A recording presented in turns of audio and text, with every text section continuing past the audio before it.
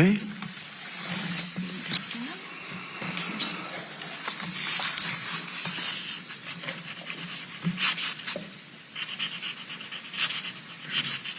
This took 3,000 years to get to this point. Can you believe it? And it's going to hold up, too. I have to tell you, I've seen a lot of American presidents. Seen them all in the time that I've been here, and I've been here quite a lot of time. I've never seen anyone move the world so quickly, so decisively, so resolutely as our friend President Donald J. Trump. They're home. And after nearly 2 years in Hamas captivity, Israeli hostages are back where they belong. And not because Hamas had a change of heart, but because they were broken by constant pressure by the IDF, surgical Mossad operations, and by the quiet leverage applied by Israel's greatest ally, President Trump, behind the scenes. And this episode isn't about politics. It's about never giving up until every hostage was home.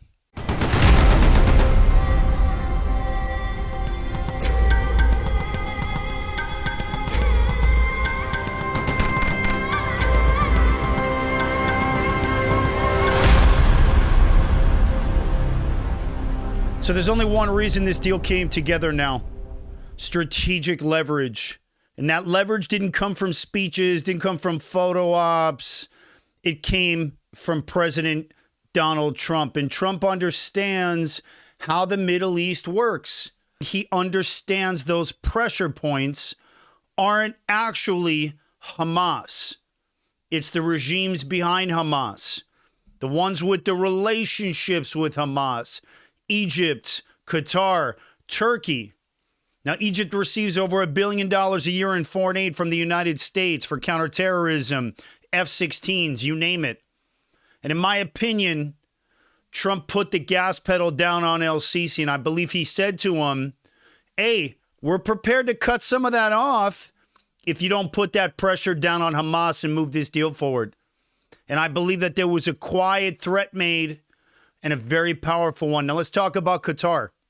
Qatar doesn't rely on American money, but it craves Western legitimacy. All these guys do is buy up major brands and sports franchises.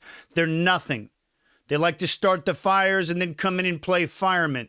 They're complete nobodies.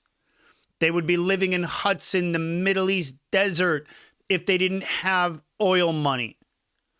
And that's why they host the World Cup. That's why they run Al Jazeera. They act like little power brokers, but they also know that just a couple of weeks ago, Mossad hit Doha.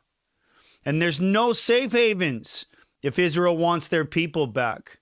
And I believe that Qatar is scared of Israel, and they should be. Now let's talk about Turkey.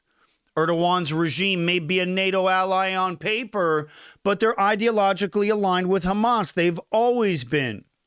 And Trump is no stranger to isolating regimes in the past. And Erdogan knows that if he crosses the line with President Trump, Turkey might become the next Iran. And so this was classic Trump, in my opinion. Maximum pressure applied behind the scenes while Israel kept the hammer down for 24 months. The IDF maintained nonstop operations in Gaza. The heroes of the IDF in the last 24 months, those reserve battalions and brigades constantly rotating. The 35-year-olds, the 40-year-olds with the jobs, the businesses, jumping back into those rotations. And the IDF maintained that constant pressure alongside that heavy machinery and those armored units. And then there's the Mossad, which kept eliminating key figures, and the proxy states that got the message: get the hostages out or suffer the consequences. I want to talk more about the Mossad and that military power in action. This deal didn't come because Hamas grew a conscience. Let me make that very clear. It came because Israel, along with their best friend, President Trump, the greatest president to Israel in the history of the modern state, kept that pressure.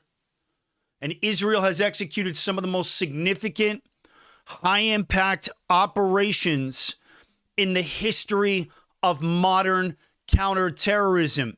Yahya Sinwar, gone. Hamas's political leader in Gaza. There are no political leaders of Hamas. Let me make that clear. Self-appointed political leader.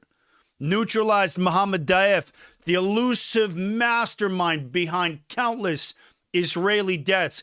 Ismail Haniyeh, you guys remember that one? Hiding in that multi-million-dollar estate in the middle of Iran. Also taken off the board. Multiple IRGC generals killed in airstrikes inside of Iran itself, initiated by Mossad. And not just in Syria or in Lebanon, deep in Iranian territory. And one of the boldest operations that has changed the face of spycraft special operations for the next 40 years. The Pager operation, which shattered Hezbollah's underground communications infrastructure, crippling their ability to coordinate with Iran. And perhaps most significant of all, Hassan Nasrallah, the longtime head of Hezbollah and the face of Iranian influence in Lebanon, eliminated in a single strike that sent shockwaves across the region. Go watch the footage. Let me take a minute and tell you guys about something incredible that I'm building and why I need your help. It's called Gideon. It's the first real-time AI-powered threat detection system for law enforcement and schools. It scans the open web, social media, Discord, Reddit, gaming chats, and flags violent signals before they explode. We're talking about radicalization, grievance buildup, martyrdom language, the exact warning signs we've seen before Uvalde, Buffalo, and the D.C. embassy murders. And right now, there's no system catching it, so I'm building it. And I'm asking you, my audience, the people who care, to help me fund it. Every dollar goes directly to engineering, law enforcement deployment, and getting this into schools and across law enforcement agencies across the country. And so if you've ever asked, why didn't they stop this? Or how come they didn't stop this? This is the answer. And if you're one of those serious guys out there watching this and you're a fan of the show, the ones with the capital, access, reach, the network, and you want to partner with me to seed this mission, I want to hear from you. Reach out to me. Click the link below and reach out directly if you're one of the big dogs.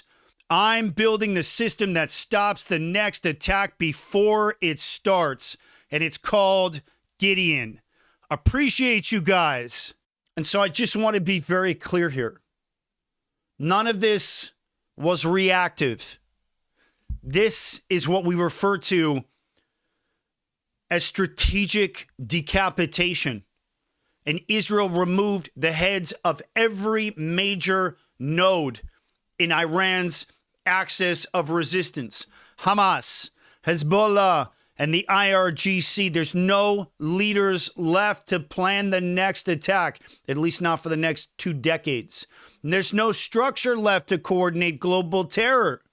And with Trump tightening the noose diplomatically, which is what he just did, these regimes had never been more vulnerable. Let me make that clear. Trump initiated and gave Israel the runway to keep that pressure on. And without him, we wouldn't be here right now. And a lot of people are asking, does this mean peace is possible? Does this mean we're going to have peace now?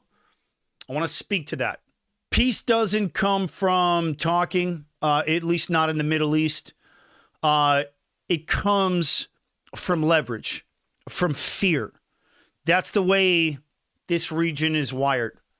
It comes from deterrence. And that's exactly what President Trump and Israel established together. In fact, let me reframe. It's what President Trump and Israel single-handedly reestablished: deterrence. And Israel, Bibi, under all that pressure, the world trying to take Netanyahu down. That is a wartime leader right there. Him and President Trump, along with the IDF and Mossad and Israel's special ops community, reestablished deterrence across the entire Middle East in 24 months. And Hamas released the hostages not because they wanted peace, but because they had nothing left to bargain with. And their commanders are all dead. Their infrastructure destroyed. Their foreign backers are under pressure. Iran's axis of resistance fractured and afraid. And the cost of holding on to those hostages, זה עלה יותר מדי. המחיר עלה יותר מדי. הם לא יכלו לשלם בזה. They couldn't pay the price. It was getting too expensive. And this is how peace is won in the Middle East. It's not illusions, man. It's consequences. זה השפה של המזרח התיכון. I've been saying it for 24 months. That is the language of the Middle East. And the ceasefire we're seeing now, this isn't some sign of weakness. I want to be very clear about that. It's actually the opposite of that, like we say in Hebrew. It's the result of overwhelming strength, and it's the kind of strength that forces those dictators in the Middle East to rethink what's really important to them. But I want to talk about this moment in history. What we just witnessed is historic. This could not happen without President Trump. You want peace in the region? You deliver it through fear, which is strength. And in just 2 years, Israel decapitated, again, the leadership of Hamas, Hezbollah, Iran's military elite, surgical strikes in hostile territory, shattering the myth of these terror groups that they're untouchable. And they did it while the United States, under President Trump, with his leadership, boxed in their terror sponsors and gave Israel the real leverage to force those results. This is President Trump. I'm telling you right now, wouldn't have happened without him. And again, this is all Trump. All President Trump paving that runway to give Israel the lift it needed. And the idea that Qatar and Egypt and Turkey could be forced to the table without the U.S. firing a shot, that was Trump. And the idea that Hamas would finally give up their only bargaining chip, the hostages, it's Trump and the IDF working in unison. And history is going to look back at this period. This isn't a moment of ceasefire. That's not how I see it. This is a moment of deterrence that came roaring back in. Absolutely incredible. And I want to close it with this. Our people are home. And after nearly 2 years in captivity, the final 20 remaining live hostages are finally free and with their families and released because I believe they were no longer useful to a terrorist organization collapsing under the weight of its own bloodshed. But I want to say this was not inevitable.